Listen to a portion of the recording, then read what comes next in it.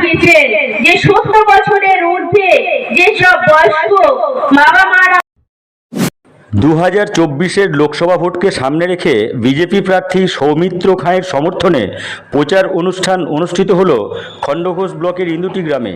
উপস্থিত ছিলেন বিষ্ণুপুর সাংগঠনিক জেলার সাধারণ সম্পাদিকা শম্পা মাথুর, কাটোয়া জেলার সাংগঠনিক এসসি মোর্চার সভাপতি বিজন মণ্ডল, বিষ্ণুপুর সাংগঠনিক জেলার সংখ্যালঘু মোর্চার সাধারণ সম্পাদক হাসিবুর মণ্ডল, খণ্ডঘোষ 5 নম্বর মণ্ডলের 2 সাধারণ সম্পাদক অনুপম দাস ও অজিত সাঁতরা সহ অন্যান্য নেতৃত্ব ও এলাকার কর্মীরা।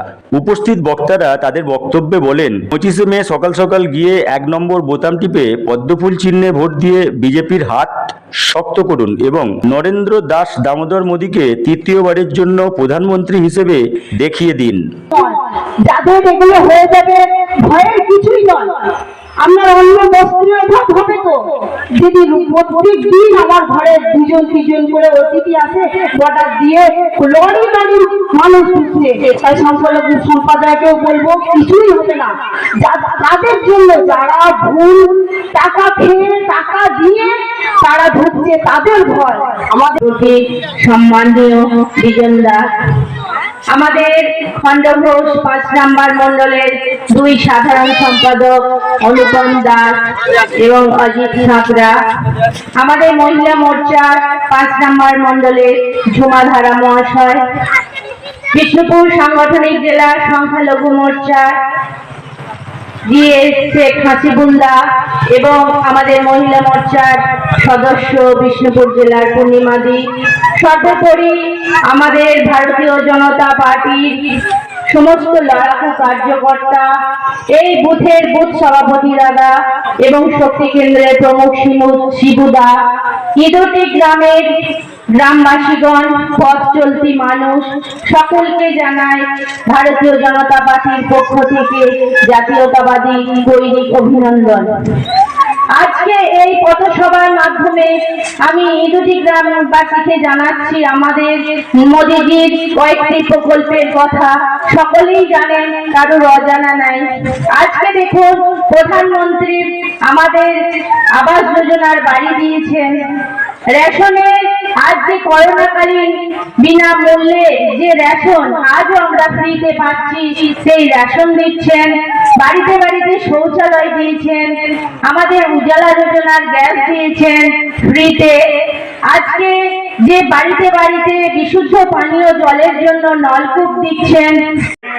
ভোট দিয়া জয়যুক্ত করার জন্য আমরা এই গ্রামের সকল মানুষের কাছে আহ্বান জানাই। সাথে সাথে আজকে আমরা এই যে পথসভা করছি, এই একটি ছোট্ট গ্রাম, সকল সম্প্রদায়ের মানুষ এই গ্রামে বাস করে। একটা সরকার চলছে, 13 বছর ক্ষমতায় আছে। আমরা প্রশ্ন করতেই পারি, 13 বছরে একটা সরকার বাংলা বিশেষ করে যারা উন্নয়নের কথা বলে 34 বছরের বাম শাসনের অবসান ঘটিয়েছিল, তারপরে বাংলার মানুষ দুহাত তুলে আশীর্বাদ করে একটা সরকারকে ক্ষমতায় নিয়ে এসেছিল যে বাংলার বঞ্চিত নিপীড়িত মানুষের কল্যাণের স্বার্থে বাংলার গরিব মানুষের উন্নয়ন হবে, সাধারণ মানুষের উন্নয়ন হবে, শিক্ষার উন্নয়ন হবে, মানুষ তার অধিকার ফিরে পাবে। কিন্তু আমরা 13 বছর পর কি দেখতে পেলাম যে বাংলার গরিব খেটে খাওয়া মানুষ যে টিভি ছিল সেই অবস্থাতেই আছে। এবং কাদের নিয়ে আজকে সভা করছেন বা কি উদ্দেশ্য? আজকে এই ইউনিটি গ্রামে 258 নম্বর বুথে আমরা যে পথসভা করছি, আগামী 25 তারিখে সৌমিত্র খাঁকে বিপুল ভোটে জয়যুক্ত করার জন্য আমরা এখানে পথসভা করছি। এখানে উপস্থিত রয়েছেন আমাদের এই বিষ্ণুপুর সাংগঠনিক জেলার সাধারণ সম্পাদিকা মাননীয়া শম্পা মাথুর।